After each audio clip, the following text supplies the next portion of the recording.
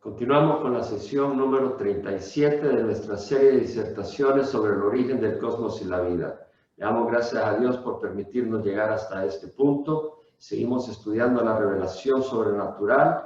El día de hoy, en esta ocasión, estaremos estudiando el capítulo 3 sobre la historia de la creación y la caída del hombre, el por qué el hombre está como está, qué es lo que ha ocurrido y cuál es la respuesta a nuestra condición. Vamos a orar y pedir que nuestro Dios ilumine nuestra mente y trabaje en nuestro corazón. Padre, te damos gracias por la oportunidad de estudiar tu palabra, que no nos has dejado en la oscuridad, pero nos has revelado tu palabra y nos has dado tu Espíritu Santo para darnos entendimiento de estas cosas que son tan importantes, para entender quiénes somos, quién eres tú, por qué estamos como estamos y cuál es tu plan hermoso y el plan de rescate para una humanidad que se ha perdido en el engaño, la mentira, la corrupción y la muerte. Te damos gracias porque tú eres vida, tú eres esperanza para aquellos, Señor, que estamos abiertos a todo lo bueno que tú quieres hacer con nosotros. Te damos gracias en nombre de Jesús.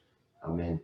Bueno, hemos estudiado en la sesión anterior el capítulo 2 sobre la creación del hombre en más detalle. En el primer capítulo vimos que Dios creó los cielos y la tierra en 6 días. El séptimo día reposó, luego vimos de que el Señor creó el hombre el sexto día, y en el capítulo 2 tenemos un detalle más específico de cómo Dios creó al hombre por el poder de su palabra usando barro, y luego cómo llamó a los animales para que vinieran y el hombre les pusiera nombre, y también cómo creó a Eva, la mujer de la costilla del hombre. Ahora en el capítulo 3 tenemos la caída del hombre. Vamos a leer.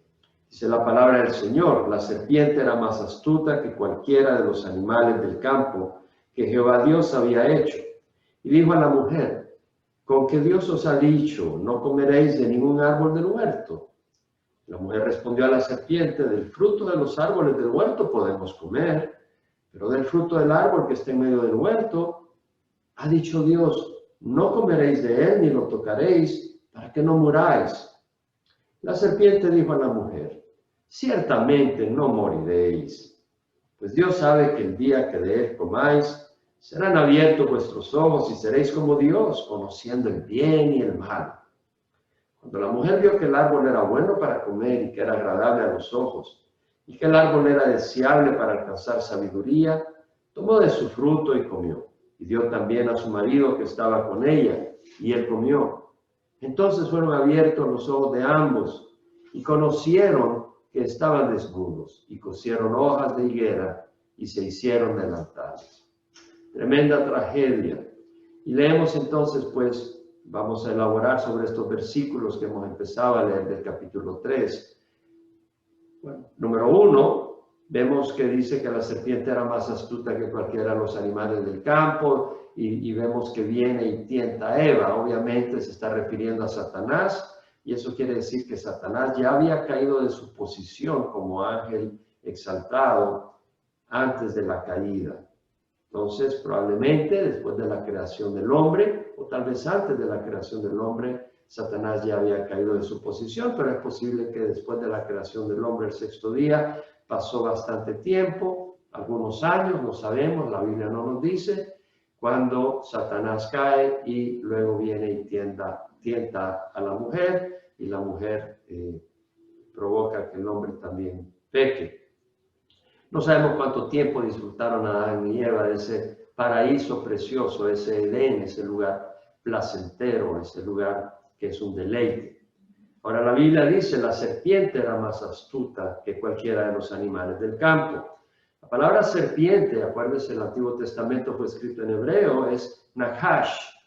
Y esa palabra es una palabra que siempre se traduce serpiente, por ejemplo en la King James Version. Y el nombre es onomatopeico, es decir, el nombre está establecido de manera que se relaciona con, en este caso, con el sonido que hace la serpiente. Nahash, el sonido de la serpiente. Ahora Satanás es realmente esa serpiente. Lo leemos en la segunda carta, la segunda epístola de Pablo a los Corintios, capítulo 11, 3. Pablo hace referencia a esto y dice: temo que así como la serpiente con su astucia engañó a Eva, vuestras mentes sean desviadas de la sencillez y de la pureza de la devoción a Cristo. Entonces Pablo hace referencia a este evento como un evento histórico, no simbólico. Dice, me temo que como la serpiente con su astucia engañó a Eva, vuestras mentes sean desviadas de la sencillez y de la pureza de la devoción a Cristo. Y eso es lo que busca Satanás, desviarnos y poner que nuestra fe, movernos a que nuestra fe no esté en Cristo, sino en otra persona, en una organización, en nosotros mismos, que seamos idólatras. Ahora, el nombre de serpiente es usado acá por la similitud del comportamiento de Satanás, astuto como la serpiente que viene y se esconde y luego te muerde y te hace daño. Jesús llamó zorro a Herodes, obviamente Herodes no era un zorro literal. Advirtió de los lobos vestidos de oveja, estos falsos profetas que eran como lobos, no necesariamente eran lobos. Y vemos como en la primera epístola de Pedro menciona que Satanás anda al acecho como león rugiente, lo relaciona con un león rugiente que busca destruir. Obviamente que no es físicamente un león. Satanás en Apocalipsis 20, capítulo 20 del libro de Apocalipsis, vamos a ver rápidamente, versículo 1 y 2. Dice la palabra, había un ángel que descendía del cielo con la llave del abismo y una gran cadena en su mano, y prendió al dragón, la serpiente antigua que es el diablo y Satanás, y lo ató por 1000 años. Es decir, Juan escribe una revelación de que al final de la tribulación viene el Señor y prende a Satanás para que ya no engañe a las naciones, y lo prende por 1000 años. Entonces dice, prendió al dragón, hace referencia a Satanás como el dragón, la serpiente antigua, que es el diablo y Satanás. Diablo quiere decir acusador y Satanás oponente. Son nombres con que se usan y se refieren a este enemigo grande de la humanidad y de Dios. Y lo ató por 1000 años. Entonces vemos acá el término de serpiente y vemos el término de dragón y la serpiente antigua. En Isaías también tenemos referencia a Satanás.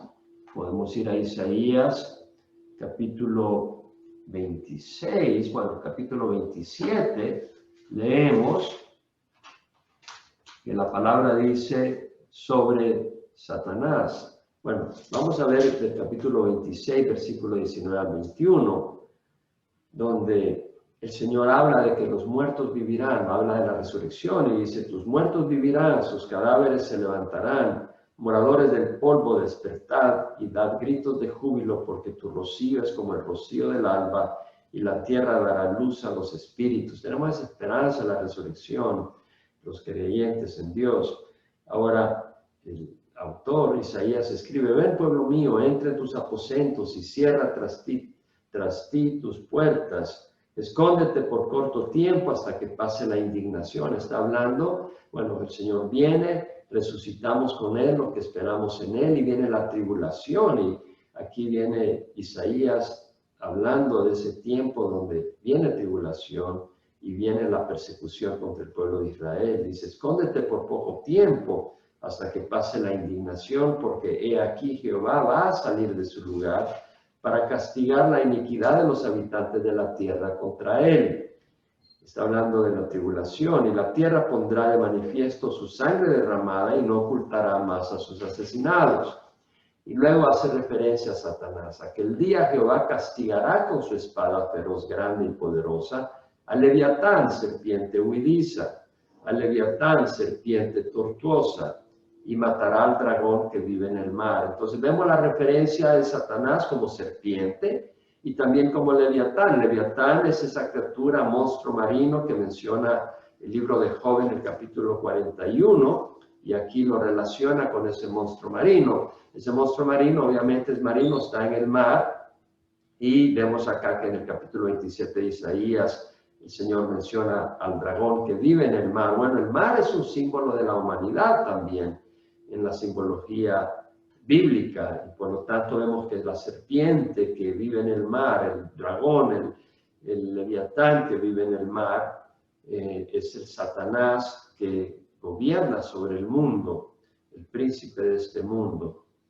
Ahora, Vemos acá que menciona Moisés al escribir el libro de Génesis capítulo 3, menciona que la serpiente era más astuta que cualquiera de los animales del campo. La palabra astuta, arom, en el hebreo quiere decir prudente, pero en el sentido generalmente malo, prudente para hacer el mal, sabio, astuta, considera, sutil, usa artimañas, trata en forma astuta debajo de agua para engañar, obra de manera inteligente para tomar ventaja de alguien. Obviamente que los animales antes de la caída y la maldición no eran astutos para hacer daño. Hoy algunos sí lo son. Los leones son astutos para atrapar la presa. Y las serpientes también se esconden y traicioneramente atrapan a su animal. Antes de la caída no existía la maldición, ni existía la astucia para hacer daño. Satanás era astuto, sin embargo, para hacer daño, no inocente como los demás animales. Es posible que el diablo tomó cuerpo de animal. Eva pudo pensar que era una criatura especial que hablaba porque se comunicó con Eva. El cuerpo de dicha serpiente obviamente era diferente antes de la caída. En todo caso, Dios maldijo a Satanás, más que cualquier animal después de la caída. Y a la serpiente natural, la haya tomado o no tomado Satanás de esa forma, la maldijo al estado actual para simbolizar a Satanás. Entendamos obviamente que Satanás no es una serpiente literal. De nuevo, en Apocalipsis 12:9 podemos leer, y es importante estas referencias. Leemos que la Biblia dice que fue arrojado el gran dragón, la serpiente antigua, que se llama el diablo y Satanás, el cual engaña al mundo entero. Fue arrojado a la tierra y sus ángeles fueron arrojados con él. Esto es en la tribulación, cuando el Señor arrebata a su iglesia y luego Satanás y sus demonios son lanzados a la tierra y traen gran caos sobre la tierra. Esta es la referencia. Ahora, Satanás era un ángel y es importante entender, aprovechar a entender un poco sobre esto. En Isaías 14 hay una referencia que se asocia con Satanás. En 14, versículo 12, y leemos que dice la palabra: ¿Cómo has caído del cielo, oh lucero de la mañana, hijo de la aurora? Has sido derribado a la tierra, tú que debilitabas a las naciones, pero tú dijiste en tu corazón: subiré al cielo por encima de las estrellas de Dios. Sabemos de que aquí se refiere a los ángeles. Por encima de las estrellas de Dios levantaré mi trono y me sentaré en el monte de la asamblea en el extremo norte. Subiré sobre las alturas de las nubes, me haré semejante al Altísimo. Sin embargo, ha sido derribado al Seol, a lo más remoto del abismo. Entonces, vemos acá que Dios hace referencia en esta narrativa, en este pasaje a Satanás, que ha caído del cielo, cayó de su posición, porque quiso ponerse por encima de todos los ángeles y ponerse a la par de Dios, y poner su trono a la par de Dios, hacerse como Dios. Ese es el gran pecado de Satanás. Y Ezequiel también hace referencia a Satanás en el capítulo 28. Podemos leer, refiriéndose al rey de Tiro, pero luego la expresión nos habla más que del rey de Tiro, habla aquel que ha, por decir así, inspirado al rey de Tiro, y es el Satanás mismo. Y lo vemos en Ezequiel 28, del 12 a 15, donde dice: Hijo de hombre, eleva una elegía sobre el rey de Tiro y dile: así dice Jehová, así dice el Señor Jehová, tú eras el sello de la perfección. Entonces se pasa del rey de Tiro realmente a hablar de Satanás. Eso es lo que interpretamos. Tú eras el sello de la perfección, lleno de sabiduría y perfecto en hermosura. En el Edén estabas, en el huerto de Dios. Toda piedra preciosa era tu vestidura: el rubí, el topacio y el diamante, el berilo, el ónice y el jaspe, el zafiro, la turquesa y la esmeralda y el oro. La hechura de tus engastes y de tus encajes estaban en ti. El día que fuiste creado fueron preparados. Entendemos que Satanás es un ser creado, no es un igual oponente de Dios, es inferior, ha sido creado por Dios, pero se rebeló. Tú, querubín protector de alas desplegadas, yo te puse allí, estabas en el santo monte de Dios, andabas en medio de las piedras de fuego. Obviamente que no podía referirse a Tiro, al rey de Tiro. Aquí obviamente se pasa a hablar de Satanás. Perfecto eras en tus caminos desde el día que fuiste creado hasta que la iniquidad se halló en ti. Vemos acá la referencia a Satanás literalmente. Perfecto eras en tus caminos desde el día que fuiste creado hasta que la iniquidad se halló en ti. Y luego vemos que luego dice, yo pues te he expulsado del monte de Dios y te he eliminado, querubín protector de en medio de las piedras de fuego. Se enalteció tu corazón a causa de tu hermosura, corrompiste tu sabiduría a causa de tu esplendor. Te arrojé en tierra, te puse delante de los reyes para que vieran en ti un ejemplo. Entonces vemos acá la referencia a Satanás. Y continuamos. La serpiente era más astuta que cualquiera de los animales del campo que Jehová Dios había hecho, y dijo a la mujer, ¿con qué Dios os ha dicho? No comeréis de ningún árbol del huerto. Satanás poniendo sospecha contra Dios, ¿con qué Dios os ha dicho? No comeréis de ningún árbol del huerto. O sea, presentándose como alguien justo. ¡Qué barbaridad lo que Dios te ha dicho! Que no puedes comer de nada.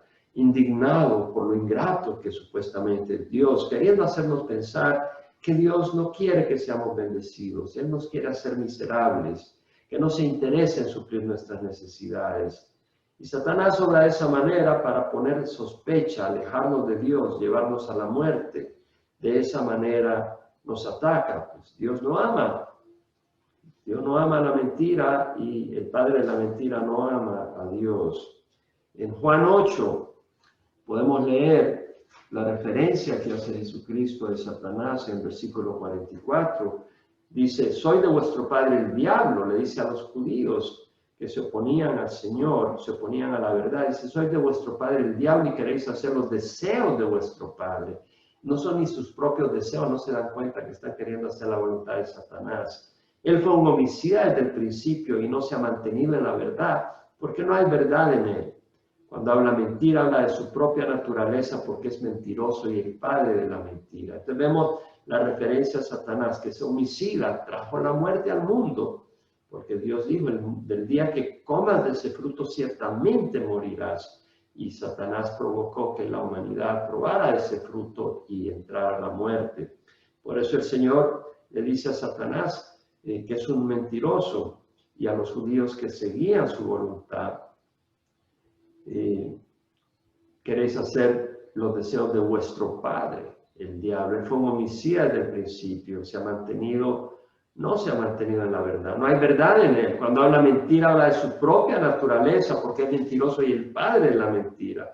Jesús dijo en Juan 10:10, el ladrón viene para robar, matar y destruir. Obviamente que el ladrón no roba mostrando sus intenciones y a la luz del día, lo hace sutilmente, sigilosamente, entra, roba, engaña, estafa. Pero Jesús dijo, pero yo he venido para que tengan vida y la tengan en abundancia. Vemos la diferencia entre Satanás y nuestro Dios que nos amó para bendecir. Y todo depende a quién escuchamos y a quién seguimos. Ahora vemos que versículo 2 al 3 dice, la mujer respondió a la serpiente, del fruto de los árboles del huerto podemos comer, pero el fruto del árbol que está en medio del huerto, ha dicho Dios, no comeréis de él, no lo tocaréis para que no muráis. Vemos acá que Eva escucha y conversa inocentemente con Satanás. Debemos estar siempre alerta contra pensamientos y razonamientos que pueden venir de Satanás o de nuestra naturaleza contaminada e influenciada por Satanás. Debemos entender que el único propósito de Satanás jamás es hacernos razonar para nuestro beneficio, es distorsionar el razonamiento sano. Nunca le escuchemos. Satanás es astuto, puede usar serpientes, pero puede usar también amigos, aún personas dentro de la iglesia.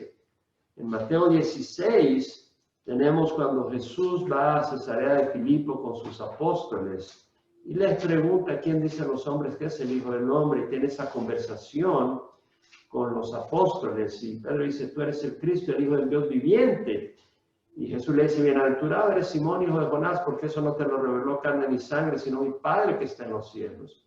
Y vemos que esa revelación tan linda, pero inmediatamente después de ese intercambio, Jesús comenzó a declarar, y lo vemos en el capítulo 16 de Mateo, versículo 21 al 23, comenzó a declarar a sus discípulos que debía ir a Jerusalén y sufrir muchas cosas de parte de los ancianos, de los sacerdotes principales, de los escribas, y ser muerto y resucitar al tercer día. Tomando la parte, Pedro comenzó a reprenderle, imagínate reprender a Jesús, diciéndole, no le permita a Dios, Señor, esto, nunca te acontecerá. Entonces vemos que el Señor, volviéndose, le dice a Pedro, quítate delante de mí, Satanás, me eres piedra de tropiezo, porque no estás pensando en las cosas de Dios, sino en las de los hombres. Entonces vemos que el Señor voltea a Pedro y le dice, quítate de mí, apártate de mí, Satanás, eres piedra de tropiezo a Jesús. Jesús podía ser tentado y le dice, apártate de mí, esta es la obra de Satanás, este pensamiento viene de Satanás, o te lo ha alimentado Satanás porque no tienes en mente las cosas de Dios, sino las de los hombres. Entonces cuando las personas se nos acercan a nosotros y nos desvían de la voluntad de Dios, por más dolorosa que sea, esa persona está siendo influenciada y está siendo usada por Satanás. Qué cosa más tremenda.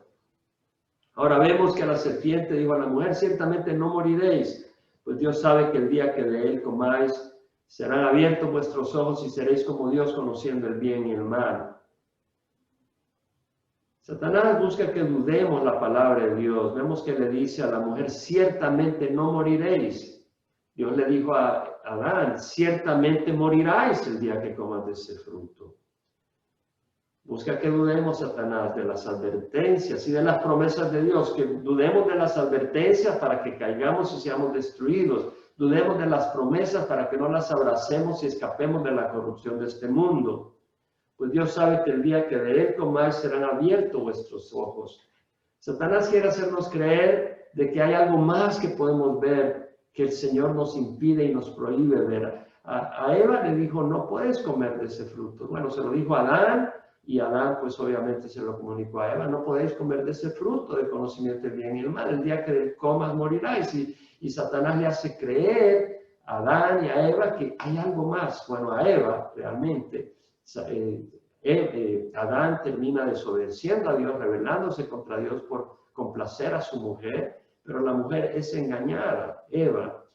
Y vemos acá de que Eva cree de que hay algo más que puede ver, que no ha visto, que debe de ver. Y toda curiosidad más allá de lo que Dios nos permite ver y que Dios nos prohíbe ver, una curiosidad de lo que Dios nos prohíbe ver, es destructiva. Y vemos acá que le dice, Satanás, seréis como Dios, conociendo el bien y el mal. Satanás tienta a Eva con la posibilidad de ser como Dios. ¿Se acuerda que leímos cómo en el Antiguo Testamento Satanás se quiere levantar y poner su trono por encima de todas las estrellas del cielo y ponerse a la par del Altísimo, ponerse como Dios? Y es el pecado con que Satanás tienta a Eva, el ser como Dios. No podemos ser como Dios. Dios es puro, Dios es perfecto, Dios es maravilloso, Dios es poderoso, Dios es el existente de toda la eternidad, más allá del tiempo. ¿Por qué queremos ser como Él? O sea, queremos ser como Él en rectitud, eso es bueno, pero ponernos a la par de Él en autoridad y soberbia, Él no es soberbio, pero ponernos a la par de Él es ser soberbio. Es ser arrogante. Ser arrogante es querer tener una posición que no nos corresponde, que le corresponde a Dios, no a nosotros. Es robo, es mentira, es engaño, es maldad. Y vemos el versículo 6 que dice que cuando la mujer vio que el árbol era bueno para comer y que era agradable a los ojos y que el árbol era deseable para alcanzar sabiduría, tomó de su fruto y comió, y dio también a su marido que estaba con ella, y él comió. La tentación es en tres áreas. Vemos que la mujer vio que el árbol era bueno para comer, es decir, los apetitos de la carne, deseable, deseoso, apetitoso. Y luego que era agradable a los ojos, la pasión de los ojos. Y que el árbol era deseable para alcanzar sabiduría, la arrogancia de la vida, querer estar en una posición que es de Dios, no nuestra. Dios nos advierte de no dejarnos arrastrar en esas tres áreas. En Primera de Juan, la primera carta de Juan, capítulo 2, versículo 15 al 17, dice: amados, no améis al mundo ni las cosas que están en el mundo. Si alguno ama al mundo, el amor del Padre no está en él. Es decir, las cosas del mundo, del sistema de este mundo, gobernado por Satanás. No las frutas, no el amor sano, pero está diciendo: amados, no améis al mundo, la mundanidad, ni las cosas que hay en el mundo. Si alguno ama al mundo, el amor del Padre no está en él. Porque todo lo que hay en el mundo, la pasión de la carne, la pasión de los ojos y la arrogancia de la vida, no provienen del Padre, sino del mundo. Y el mundo pasa y también sus pasiones, pero el que hace la voluntad de Dios permanece para siempre. Gracias a Dios por nuestro Redentor y su Santo Espíritu, que nos ayuda a hacer su voluntad para permanecer. Vemos que Eva tomó de su fruto y comió. Cuando hace eso, notemos, uno, desobedeció a Dios. No hay ninguna justificación jamás para desobedecer a Dios. Desobedeció a Dios. Número dos, no tuvo temor a Dios, por eso desobedeció a Dios. El temor a Jehová es el principio de la sabiduría, dice Proverbios. Los necios desprecian la sabiduría y la instrucción. Número tres, vemos que Eva creyó en la mentira, fue engañada y terminó haciendo la voluntad del diablo, no la de Dios. Y notemos que realmente solo hay dos voluntades: o hacemos la voluntad de Dios o hacemos la voluntad del diablo. Tú dices: no, yo a veces hago lo que yo quiero. Estás engañado. Porque si yo lanzo con mi caña de pescar un anzuelo y le pongo una carnada muy apetitosa, mi voluntad es que el pez vea esa carnada y la muerda, porque yo quiero atrapar ese pez. Esa es mi voluntad, atrapar ese pez para hacerlo la cena esa noche, junto con unos vegetales, aderezarlo con mantequilla y comerme un rico pescado. Obviamente que el pez, cuando ve esa carnada, su voluntad es morder esa carnada. Esa es mi voluntad. Eso es lo que quiero hacer. No se da cuenta que lo que está queriendo hacer es mi voluntad. Que yo lo estoy atrapando y engañando para que haga mi voluntad. Y cuando nosotros no hacemos la voluntad de Dios es porque estamos siendo engañados. Y queremos hacer mi voluntad, pero esa voluntad, si no es la de Dios, es la del diablo. Y somos títeres y presa del diablo. Y dio también a su marido que estaba con ella, y él comió. El pecador siempre involucra a otros. Si te llenas de amargura, vas a contaminar a otros. Si estás lleno de lujuria, vas a contaminar a otros. Y leemos en el versículo 7, fueron abiertos los ojos de ambos y conocieron que estaban desnudos y cosieron hojas de higuera y se hicieron delantales. Vemos que conocieron que estaban desnudos, es decir, la desnudez no era problema, era natural. Sintieron vergüenza de ellos mismos, porque estaban caídos moralmente, estaban degradados, se habían caído de su posición elevada, perfecta, sin defecto.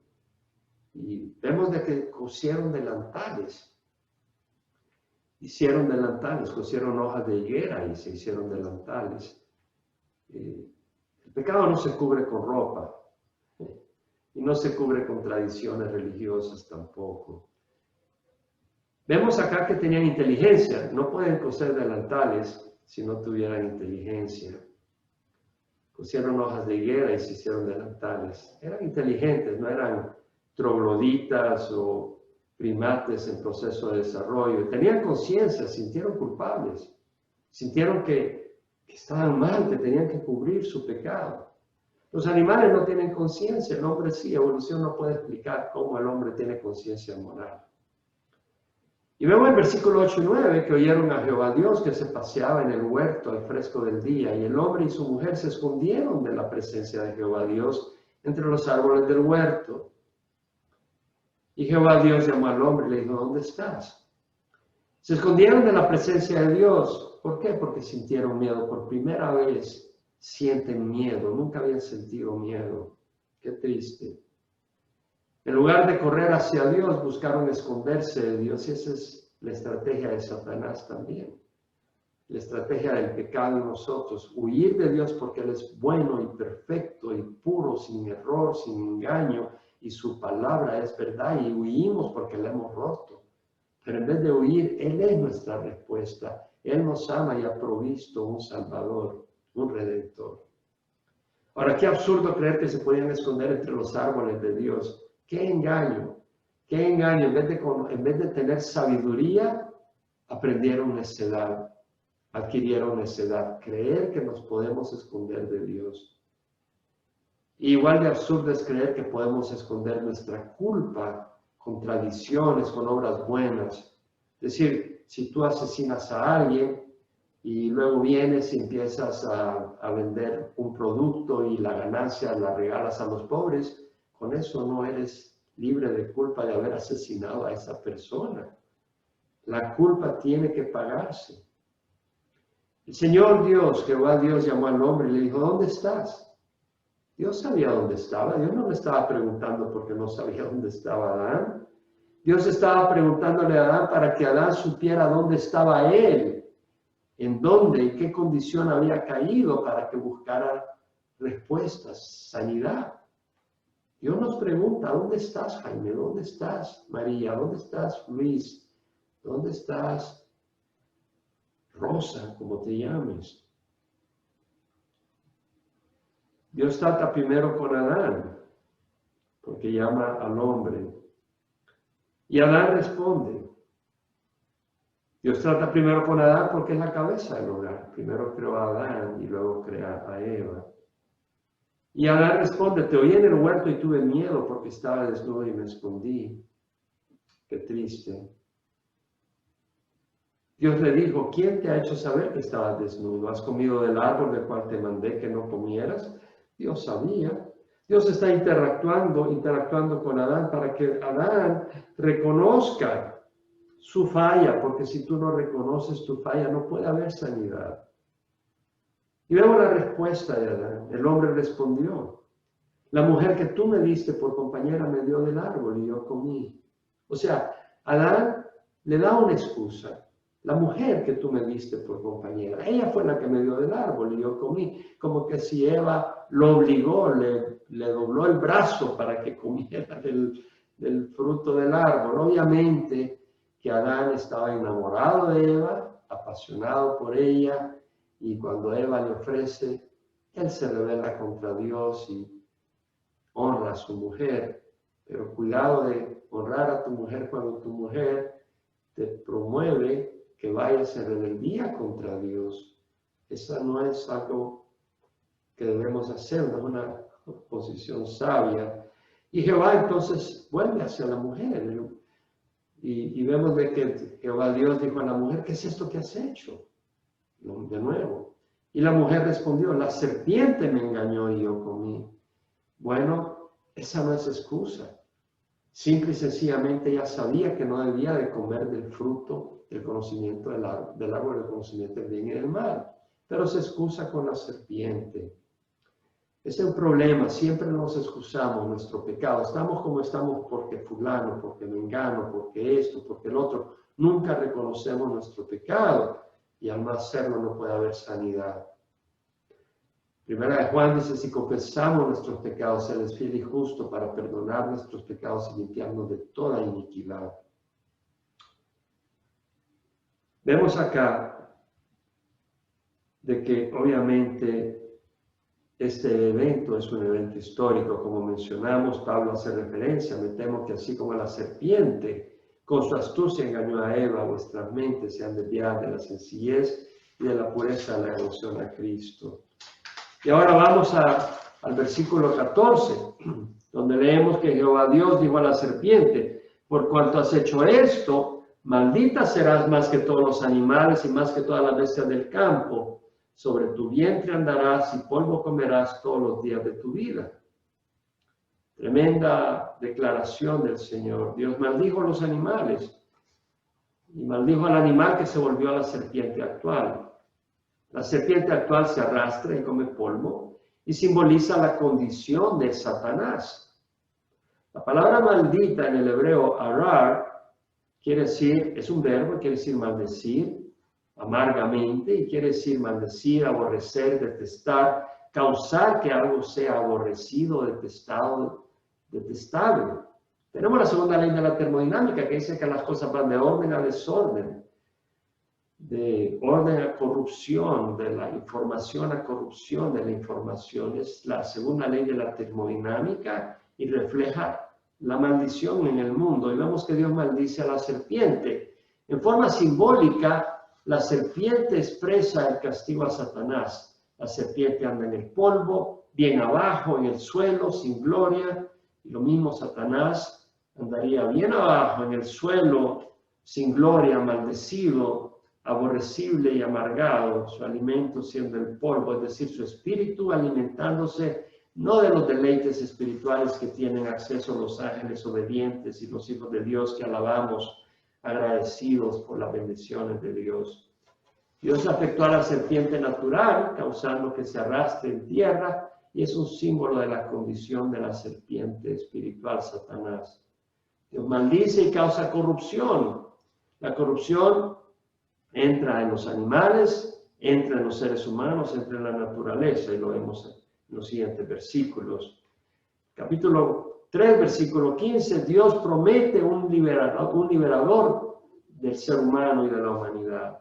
Y le dice a Satanás, pondré enemistad entre ti y la mujer, y entre tu simiente y su simiente. Él te herirá en la cabeza y tú lo herirás en el calcañar. Entonces está hablando de que iba a poner enemistad entre Satanás y la mujer.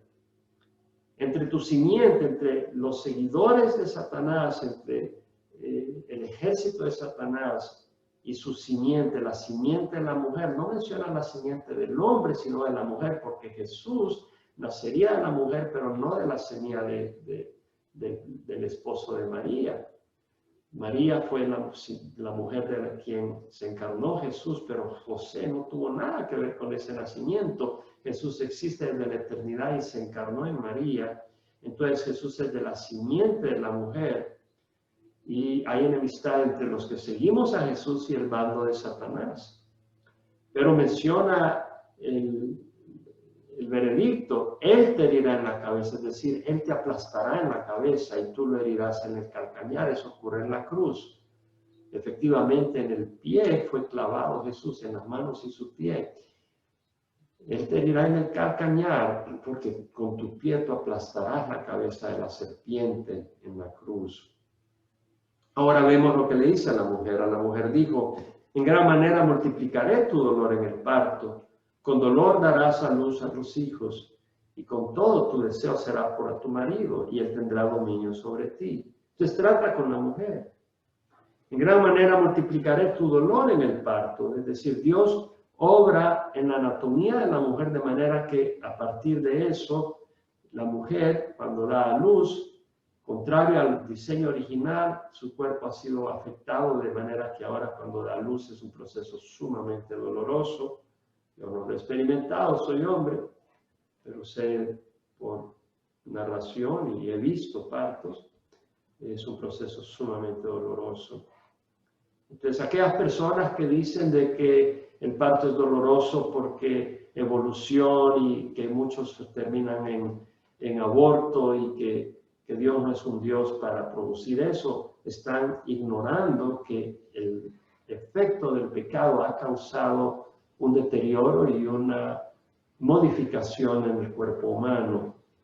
Y luego menciona el Señor a Eva, le dice, con todo, a pesar de todo, tu deseo será por tu marido y él tendrá dominio sobre ti. Se puede interpretar de distintas maneras. Con todo, a pesar del dolor y todo, siempre vas a desear tu marido y él te gobernará. Ahora, algunas traducciones dan el entendimiento de que lo que está queriendo decir aquí el Señor es que tu deseo, tú querrás gobernar a tu marido, pero él será el que te termine gobernando.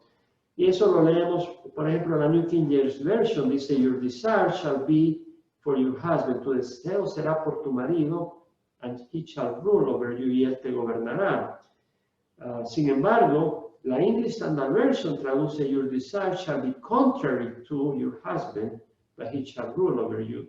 Tu deseo será contrario a tu marido, pero él te gobernará. En otras palabras, tú estarás en esa batalla, en esa lucha, queriendo ser quien gobierne tu hogar, pero será tu marido quien lo gobierne. Ahora, la English Standard Version da la posibilidad que la interpretación sea distinta. Your desire shall be toward your husband. Tu deseo será hacia tu marido. Entonces, hay distintas maneras en que se puede interpretar, pero podemos ver de que se cumplen ambas cosas. A pesar de que la mujer sufre dolor fuerte al tener bebés, la mujer desea tener su marido. Y también vemos la triste realidad que muchas veces la mujer quiere gobernar sobre su marido, quiere gobernarlo como una madre gobierna a su hijo, pero el marido es el que termina gobernándolo. Sin embargo, no siempre es el caso. Muchas mujeres astutamente saben gobernar a su marido. Entonces, vemos que ahora le dice a Adán, dijo Adán, por cuanto has escuchado la voz de tu mujer y has comido del árbol del cual te ordené, diciendo, no comerás de él, maldita será la tierra por tu causa. Con trabajo comerás de ella todos los días de tu vida. Espinos y abrojos te producirá y comerás de las plantas del campo. Con el sudor de tu rostro comerás el pan hasta que vuelvas a la tierra, porque ella fuiste tomado, pues polvo eres y al polvo volverás. Versículo 17 al 19. Vemos pues que dice, por cuanto has escuchado la voz de tu mujer. Es decir, notemos acá, no debiste haber escuchado la voz de tu mujer. No debiste haber rebelándote contra mí. Has comido del árbol del cual te ordené diciendo, no comerás de él. Cuando la mujer se vuelve mala consejera y el esposo le escucha, no es nada bueno. Es bueno escuchar a tu esposa, pero si su consejo va contra la palabra de Dios, no es bueno. A veces es necesario ir contra el consejo de tu esposa si se opone al de Dios.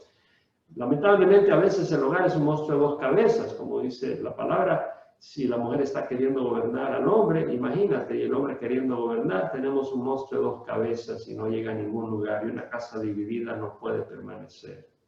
O a veces el hogar está sin cabeza. Dios ha establecido que el hombre sea la cabeza del hogar. Eso lo leemos en 1 Corintios 11:3, donde Pablo escribe, inspirado por el Espíritu Santo, quiero que sepáis que la cabeza de todo hombre es Cristo y la cabeza de la mujer es el hombre y la cabeza de Cristo es Dios. Dios ha dado un orden. Ha puesto, por orden bíblico, y estoy hablando del Nuevo Testamento, Pablo establece que la cabeza del hogar es el hombre, la cabeza de la mujer es el hombre y la cabeza del hombre es Cristo.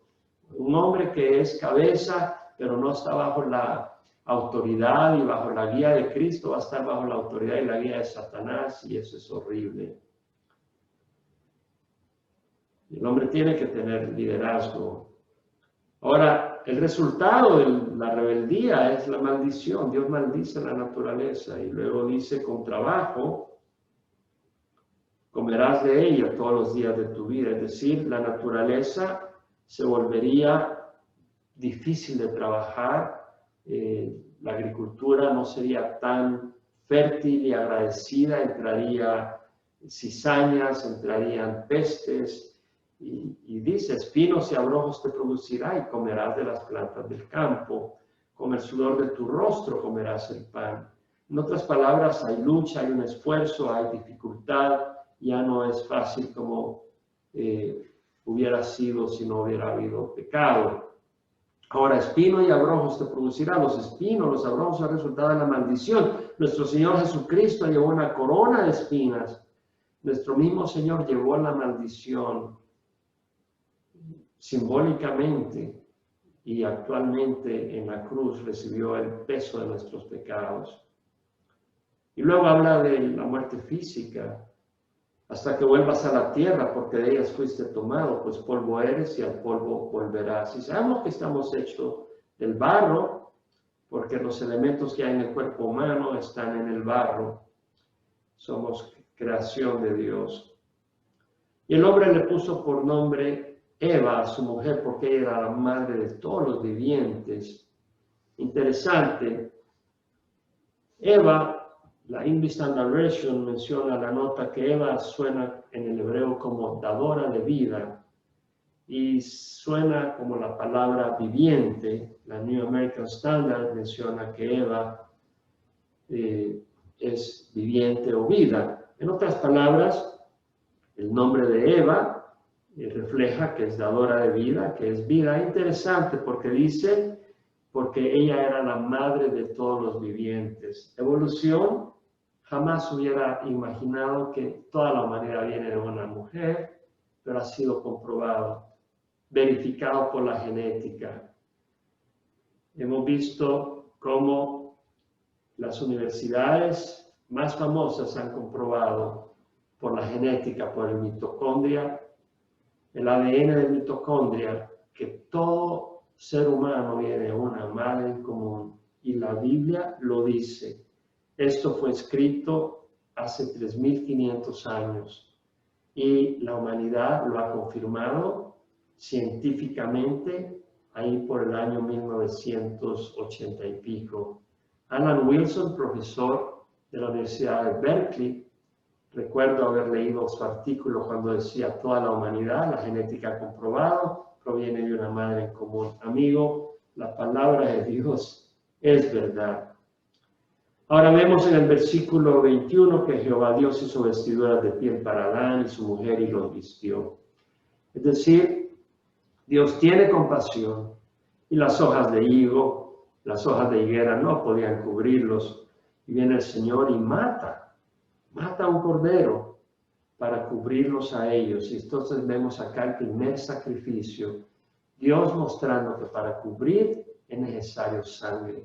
Para cubrir nuestro pecado es necesario la sangre del Cordero sin mancha. Juan dijo, he ahí el Cordero de Dios que quita el pecado del mundo. Entonces, aquí vamos a terminar, vamos a continuar la sesión 38 con el resultado de la expulsión del Edén, pero vamos a quedarnos acá, pero no sin antes reflexionar en la realidad de que necesitamos ser cubiertos. Nuestras obras no cubren nuestro pecado, solo la sangre del Cordero sin mancha. Dice la palabra del Señor que de tal manera amó Dios al mundo que dio a su Hijo unigénito para que todo el que crea en Él no se pierda, mas tenga vida eterna. Y leemos palabras lindísimas en la carta de Pablo a los Corintios, la segunda carta, capítulo 5, versículo 19, que Dios estaba en Cristo reconciliando al mundo consigo mismo, no tomando en cuenta a los hombres sus transgresiones. ¿Cómo? Porque Dios a través de Cristo proveyó el pago por nuestros pecados. Por eso no toma en cuenta a los hombres sus transgresiones si venimos al Señor. Y nos ha encomendado a nosotros la palabra de reconciliación. Por tanto, somos embajadores de Cristo, como si Dios rogara por medio de nosotros. Dios rogando, pidiendo que vengamos a Él porque nos ama. En nombre de Cristo rogamos reconciliados con Dios. Al que no conoció pecado, a Jesús, el Cordero sin mancha, le hizo pecado por nosotros, para que nosotros fuéramos hechos justicia de Dios en Él. Somos declarados la rectitud, la justicia que Dios espera porque estamos en Cristo. ¡Qué linda esperanza! Si tú no has recibido a Cristo, recíbelo ahora. Arrepiéntete de tu pecado, no puedes seguir en rebeldía, porque entonces no tienes entrada al reino de los cielos. Arrepiéntete de tu pecado, pídele perdón a Dios. No puedes caminar en lo recto sin la ayuda de Dios, pero Él te va a dar su Espíritu Santo. Pedro en el discurso de Pentecostés le dijo a los judíos, arrepentíos y sed bautizados cada uno de vosotros en el nombre de Jesucristo para perdón de vuestros pecados y recibiréis el don del Espíritu Santo, porque la promesa es para vosotros, para vuestros hijos, para los que estén lejos, para tantos como el Señor nuestro Dios llame. Entonces recibe al Señor ahora y ten esa salvación y el Espíritu Santo que te guíe. Vamos a orar. Padre, te ruego perdón por mis pecados. Hoy recibo a Jesucristo como mi Señor y mi Salvador. Te doy gracias, Señor, por venir a mi vida. Te doy gracias por perdonarme por mis pecados. Te doy gracias porque tú eres el que me cubre, Señor. Yo no me puedo cubrir mi maldad, mi vergüenza, pero tú con tu amor y tu sangre tiernamente me has cubierto. Quiero servirte, dame tu Santo Espíritu para hacerlo y agradarte en nombre de Jesús. Amén. Qué linda palabra de Dios para nosotros. El Señor te bendiga. Esperamos reunirnos una vez más con la sesión 38. Espero que no te la pierdas. Gracias por estar con nosotros. El Señor te bendiga. Hasta la próxima.